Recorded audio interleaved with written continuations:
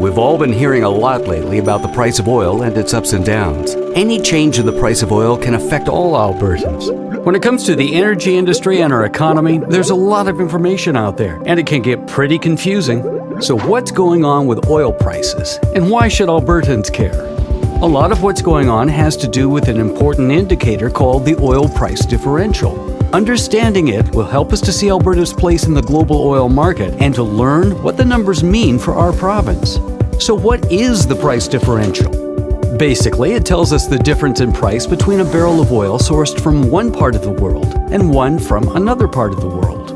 Oil at its source, crude oil, can be very different depending upon where it comes from.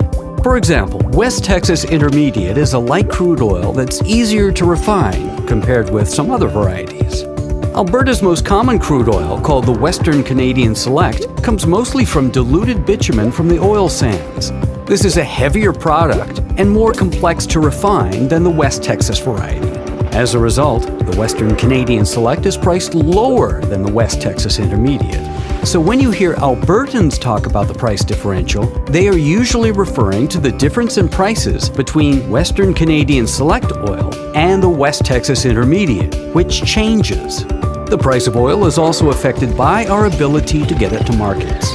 In Alberta, our ability to transport oil is limited by our landlocked location. Oil from Mexico is similar in quality to Alberta's, but Mexico has direct access to the ocean, where oil can easily be shipped to international markets. For that reason, it fetches a higher price than Alberta's oil. So now that we understand what's going on, why should we care? The price differential is like a snapshot of the oil market.